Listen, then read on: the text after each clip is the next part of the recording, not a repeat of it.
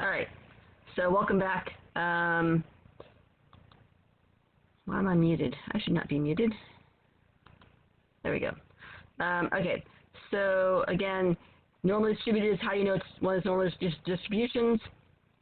And this first one, I have a rat. I need to find its z-score. So its z-score is going to be 112 minus 115 divided by 16. And you guys got something fairly small, right? What did you guys get for that? Point 0.2, roughly? Negative 0.2? Negative 0.1875. Great.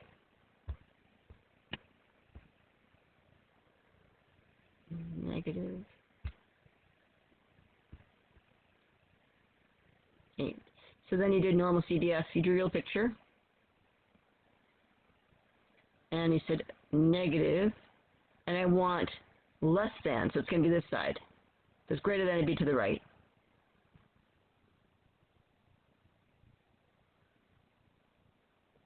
And then you did normal CDF.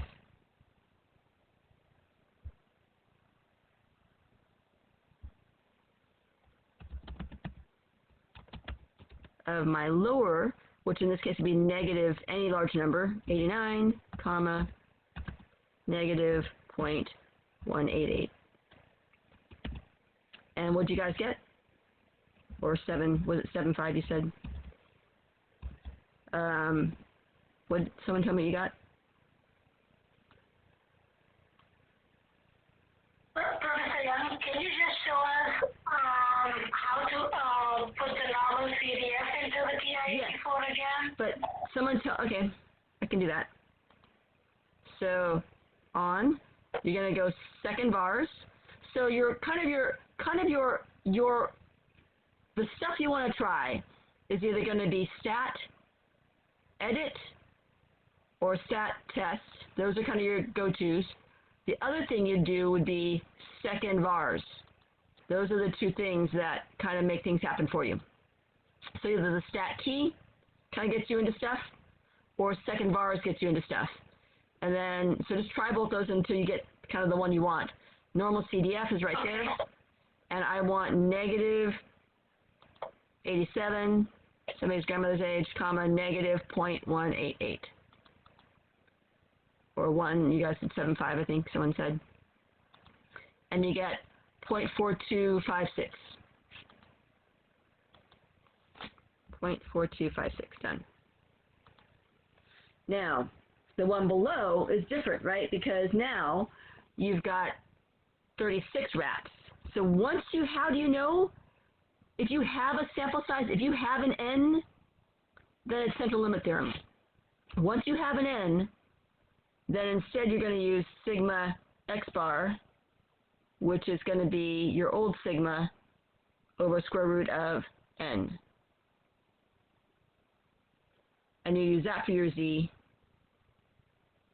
112 minus 115 over whatever this was, which is 4 divided by 6, 0.667. And that's going to give me, well, 2/3, negative 3 over 2/3 is negative 2, I think, right?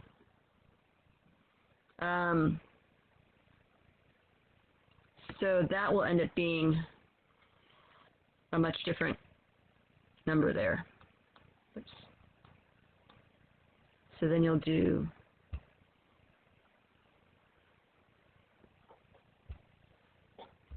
normal CDF of negative 99 or whatever you want, comma negative 2, and you'll get something along the lines of probably 0.025 or something like that. Something very close to 0.025.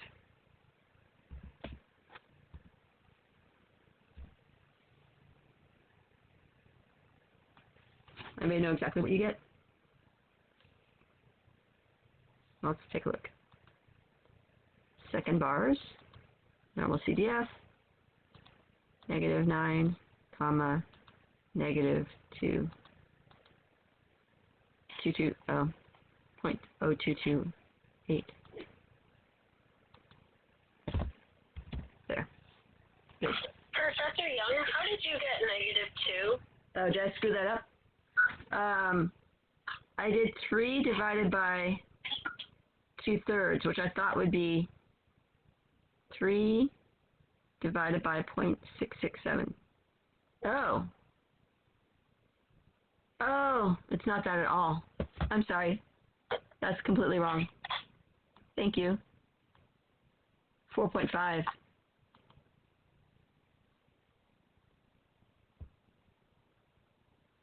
Well, that changes things.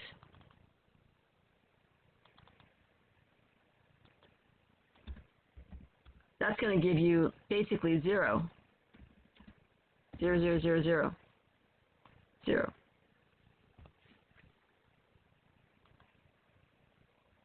Thank you.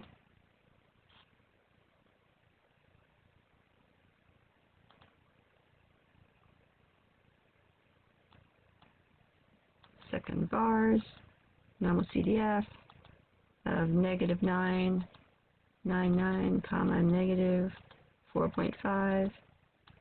We're going to get some. Okay, so when you take a look at this is not 3.4.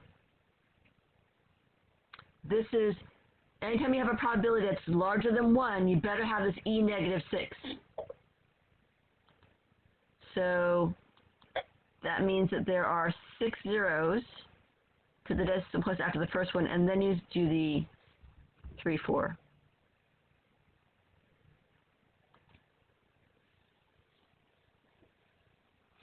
Good. Thanks, Angel. Everybody all right with this part? We got half an hour left. Yes. From standard deviation, it's I think it's 2.667.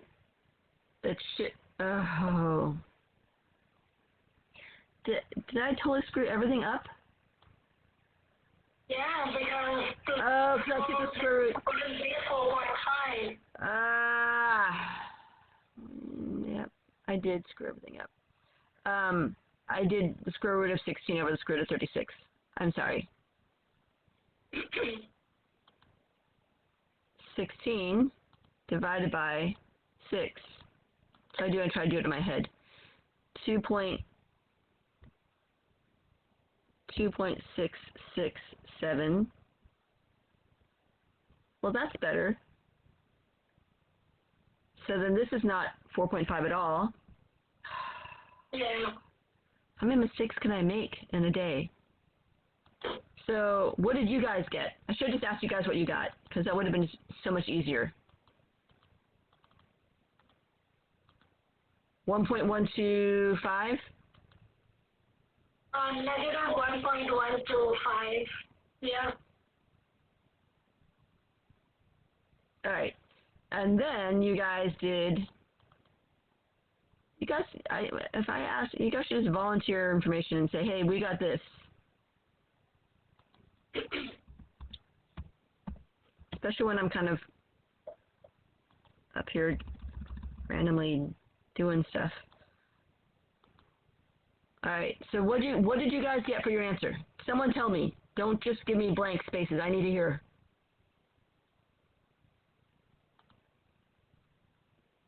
It's 0.130.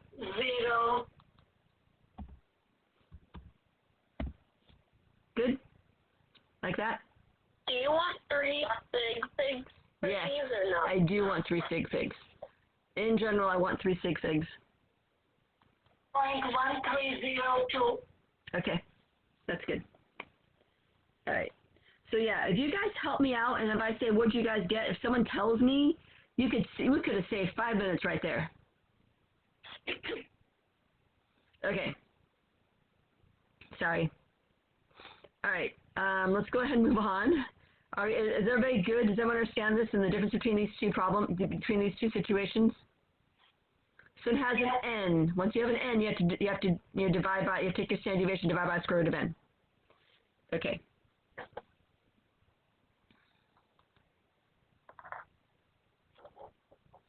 All right, so now let's talk about what kind of problem this is. So we're gonna do about 12 of these, I think, maybe 15 of them. So everyone take 10 seconds, look at it, figure out what kind of problem it is.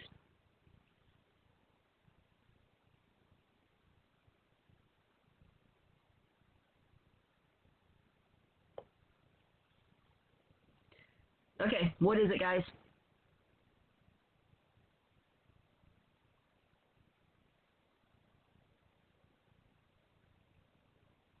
Do you guys want to go in your groups and talk about it? People are really quiet.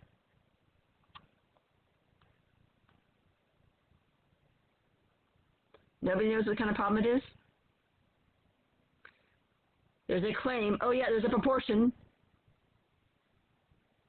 Right, so we have 210, 34 out of 210. We have this percent here, so it's a proportion. Also, there's no word mean in there, so that's another good hint. It's proportion. Is this one of those weird things from chapter 10 and 11? No, because those should almost always have a table, unless I'm saying it should be, this much, unless I give you categories. So this is chapters what? Yep, Rosie's got it. It's a hypothesis test. Testing your claim. So it's a hypothesis test. It's proportion. So you're going to use a Z table. Good. All right. Next.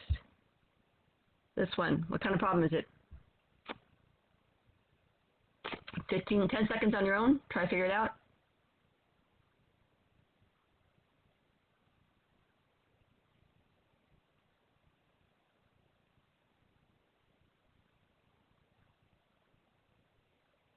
Okay, what kind of problem is it, guys?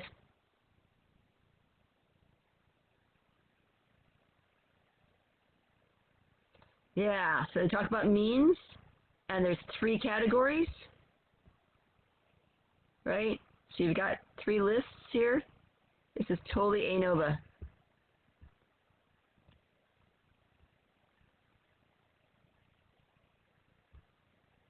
Next, 15 seconds.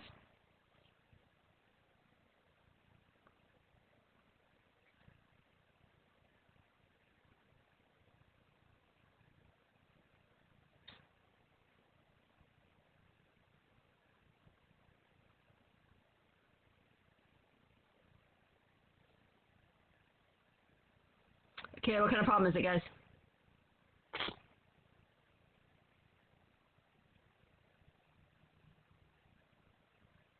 Well, I see means. You see the word mean, then all of a sudden, once you have a mean, it's either got to be ANOVA or it's got to be a hypothesis test from chapter 8 or 9.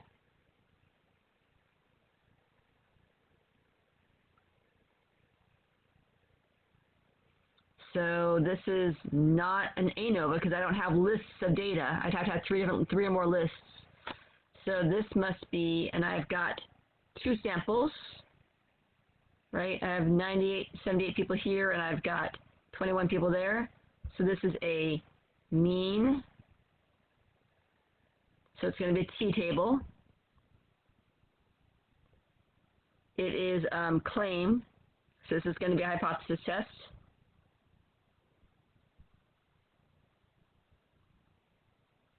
And this is going to be, it's also 2 samples. And it must be independent because if they're dependent, I'd have matched up pairs.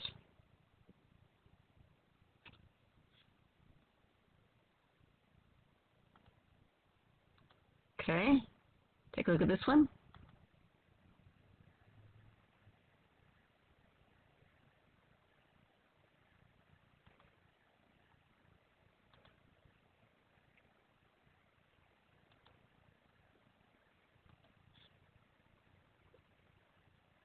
Okay, what kind of problem is this one, guys?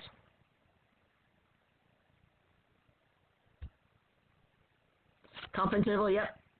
Confidence interval. So it's a confidence interval. What else? What kind of problem is it?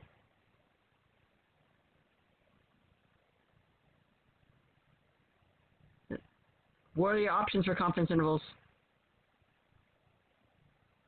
Could be the mean or a proportion. Which one is it? Yeah, it has the word mean in it. This is a mean. So you can use a t-table.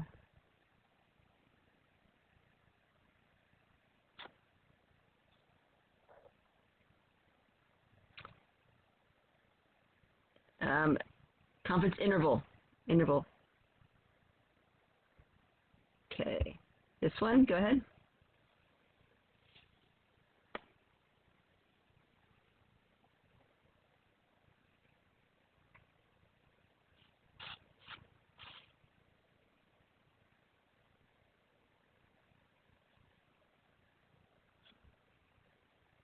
Okay, what kind of problem is this, guys?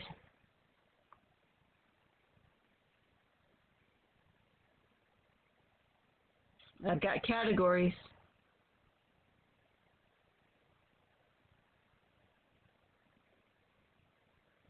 Yeah, chi-squared list. I only have a list of data. So it's chi-squared because it's not.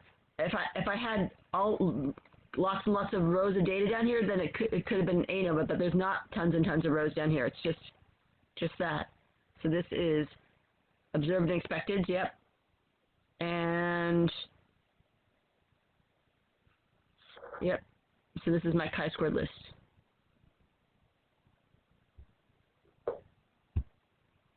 This one. Professor Young, will you put in there observed? So you're given the observed, so you need to figure out what the expecteds are. If you want to write observed on the side. I don't know. I may or may not. It's hard to say. You can't count on that. Okay.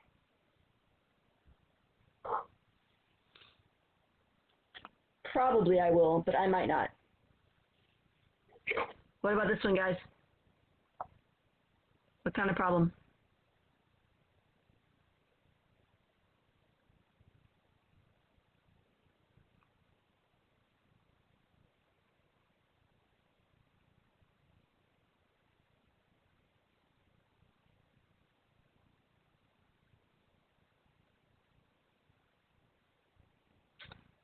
What do you think? Do I have categories? I gotta have categories if it's a chi-squared.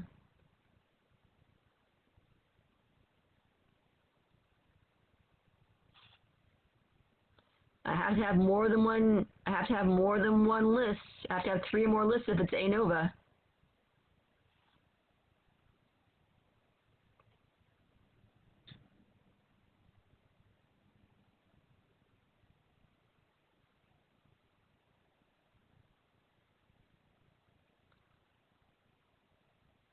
So this is, we are looking for an average. I need to find the X bar myself, right? Because the mean is, so it's a mean, whenever I give you a list of data, these are not, okay, so let's make sure we're clear on this one.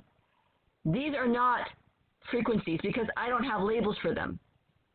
So they can't be that, 4 of them were cherry, 5 of them were grapes, 5 of them were strawberry, because I don't have labels up top. So there's no labels up top. So it means that these have to be my data. Whenever my data is there, it's got to be, it's going to have to be a variable that has data. I only have one variable because there's no other, it's not going to have an X and a Y, right? That's not going on. So that means it has to be a mean. And I have to find the X bar myself.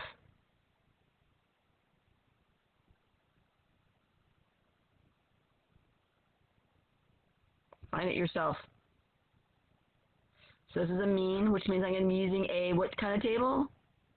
T-table, mean Mr. T. And is it a confidence interval or a hypothesis test? Hypothesis test, yep. Because there's a claim. And because it doesn't say estimate or confidence interval.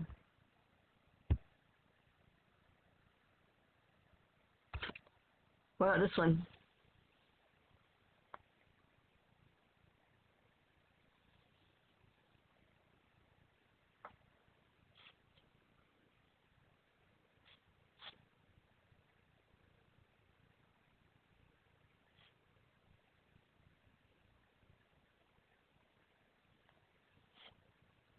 It is a hypothesis test. It's true. What kind?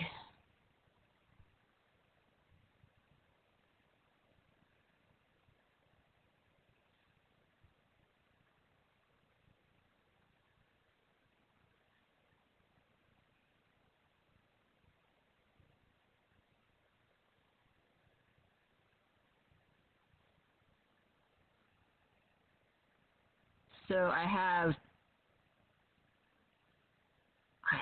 kind of categories up here, but I don't have categories there, right? So then it can't be a chi-squared. I have, are these two different, are they the same thing but two different samples? Are these two different samples? No, it's just one sample. This is the size and this is the revenue. So this is one sample. It has two variables, an X and a Y. So this is, yes, chapter 10.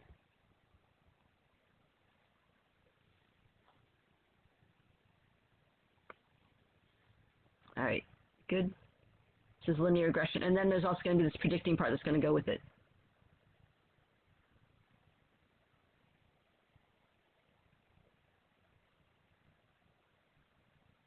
Got 5 more. 15 seconds. Quickly.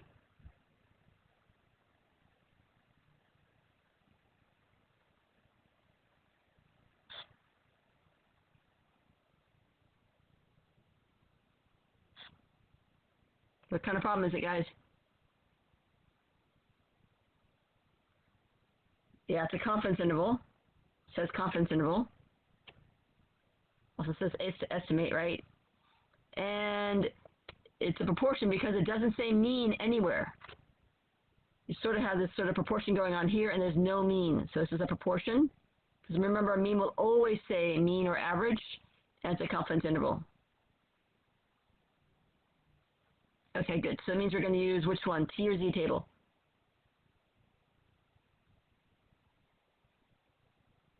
Yep, Z table. Easy peasy.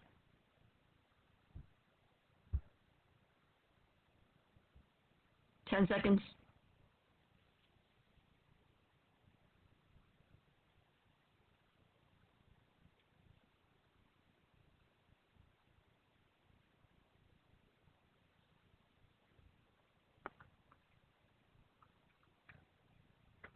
Yep. What kind of problem, guys? We have labels here. We have labels there. It's a chi-squared matrix. I think we did this one before. Okay, you see my example. My bad. Okay. This one.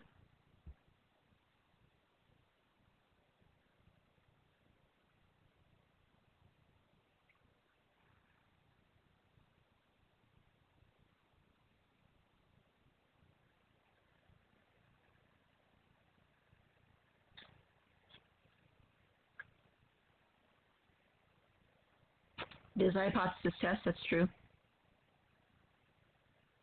And yep, 20 out of 240. This is a proportion.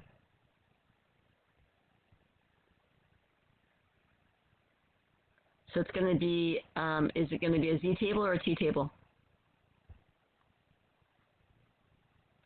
Yep, Z table, easy peasy. 2 more. This one.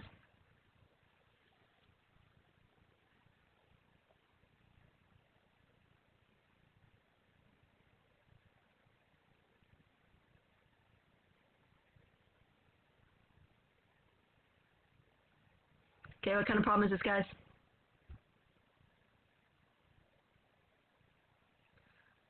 I've got proportions going on here, so it's some sort of proportion type thing, right? So it's not a mean, but I've got lots of proportions. I don't have just 2 proportions or 3 proportions. I've got a whole bunch of proportions. So that means that it's, and I've got categories, shopping, plastic, paper. So I've got categories, right? Got plastic, paper, reusable. So this is going to be my chi-squared list. Because whenever you have proportions, it's either going to be a regular proportion if you have just one proportion, like kind of one thing going on, or if you're talking about different categories, then it's a chi-squared. Proportions are chi-squareds. All right. Why don't you guys try to do this problem? I'm going to pop you guys into your groups. Take a look at this, figure out what kind of problem it is, and work on it quickly, like say 5 minutes.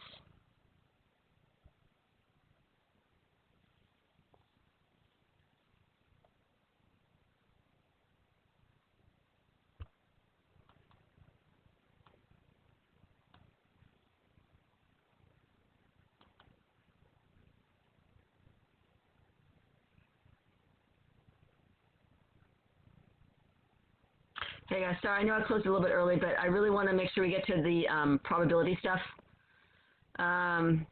So you guys hopefully realize this is a test, right? So and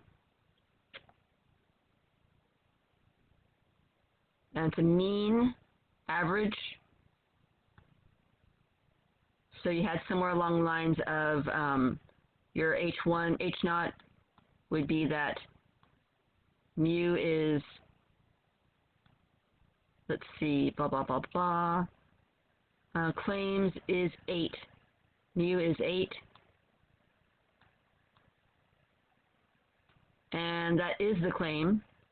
So then H1 would be that mu is not equal to 8. Okay,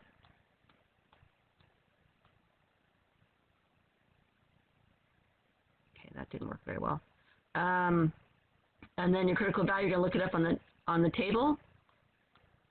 So your degrees of freedom is going to be 31.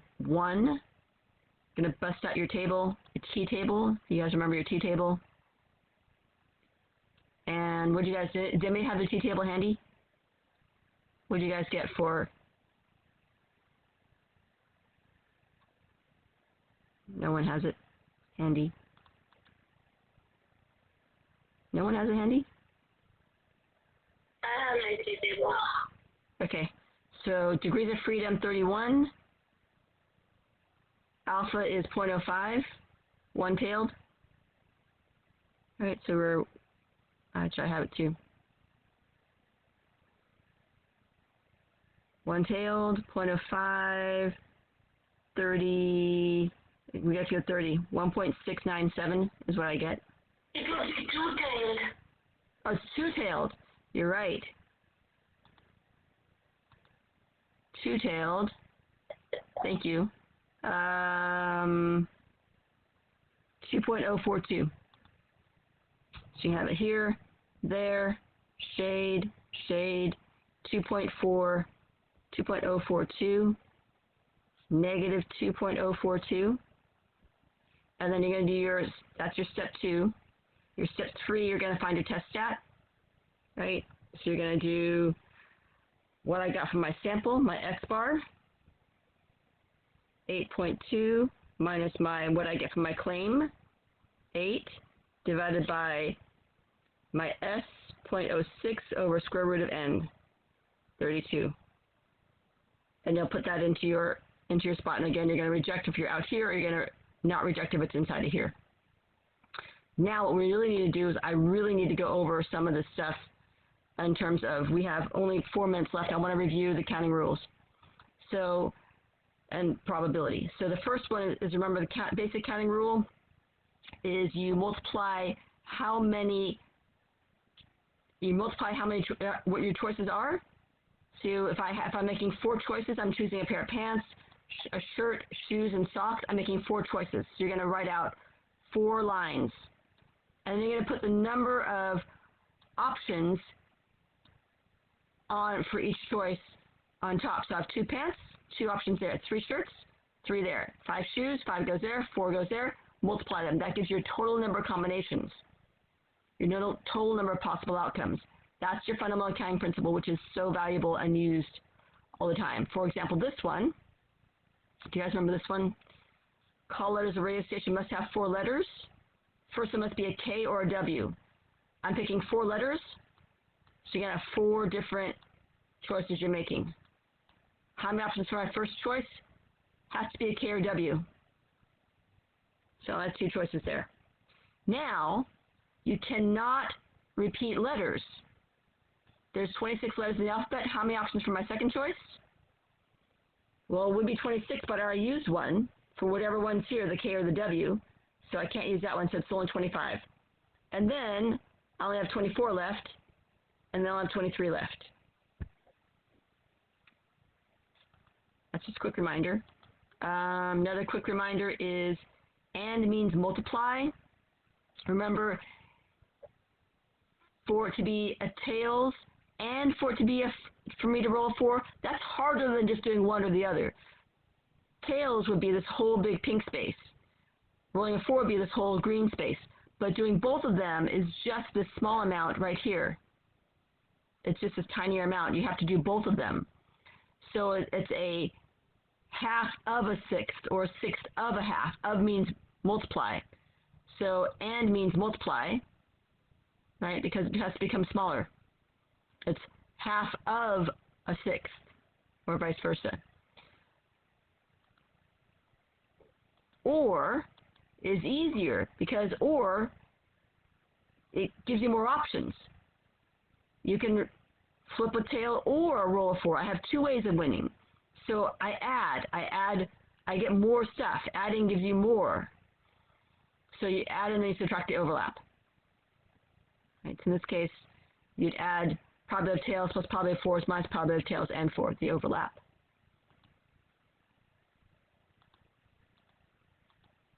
And then you guys remember this one. I've shown you this a million times already. If you want to find the probability of at least 1, you know if you add up all the probabilities, you better get 1 or 100%.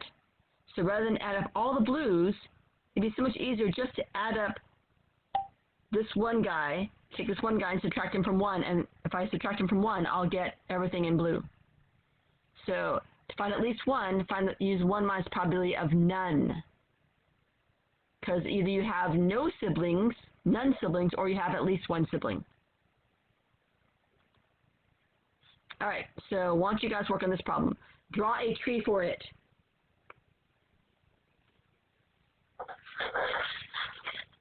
And I think this will be the last thing that we do today.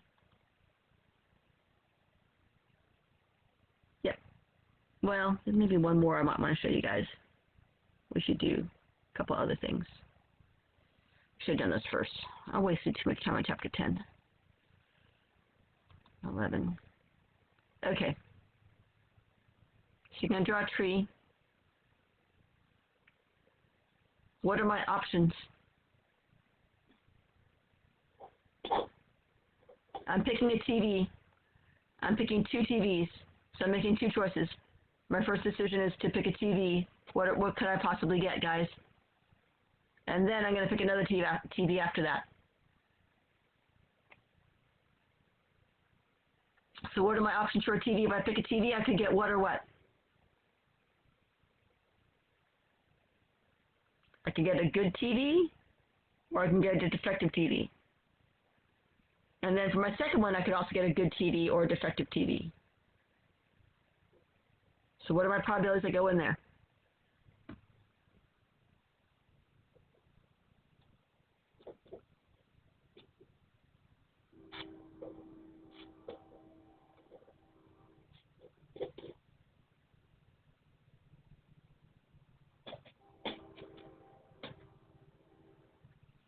So drawing this probability tree is going to be 100% you're going to need to do one. I think the tree itself is probably worth 10 points.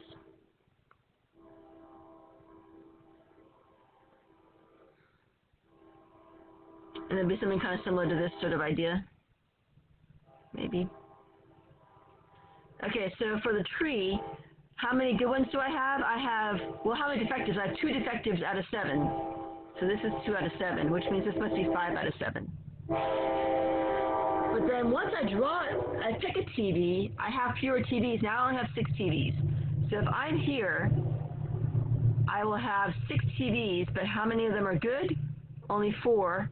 I still have 2 that are defective. If I pick the defective one first, I still have 5 good ones out of 6. I only have 1 bad one out of 6.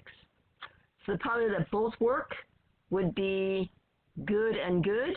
So I'd multiply these two. 5/7 times 4/6. And probably at least one does not work. So this is 20/42.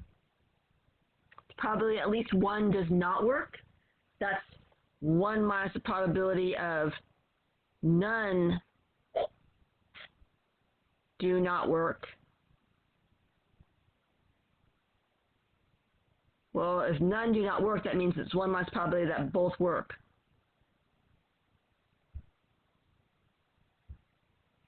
You have to kind of work your head around that one, which is what we have above. So 1 minus 20/42. And you see that in your calculator, that's okay.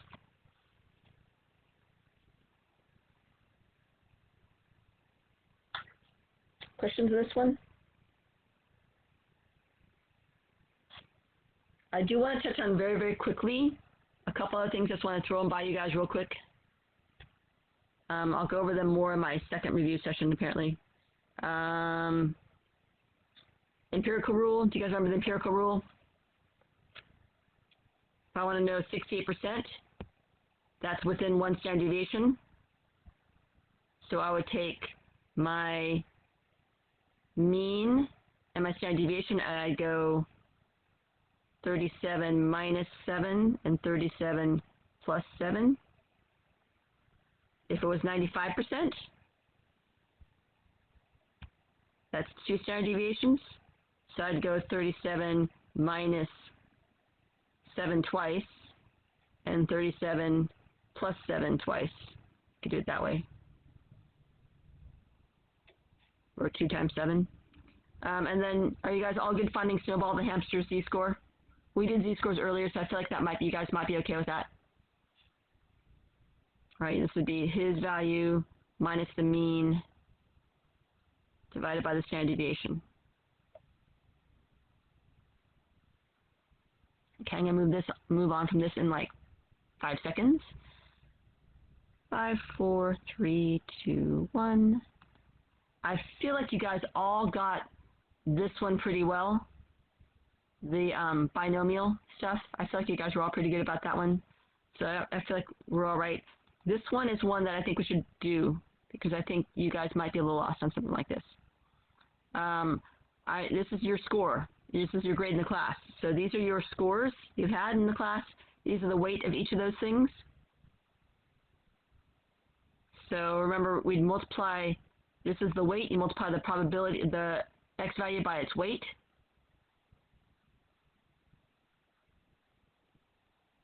So I would do 0.80 times 0.20. The next one I would do 0.74 times 0.15. And I'd get 0.81 times 0.45 and 0.67 times 0.20. And then you'd find all those things. You'd add them all up to get a total. And then you divide by the sum of the weights. But since the sum of the weights is 1, then you just would divide by 1, so you get the same thing.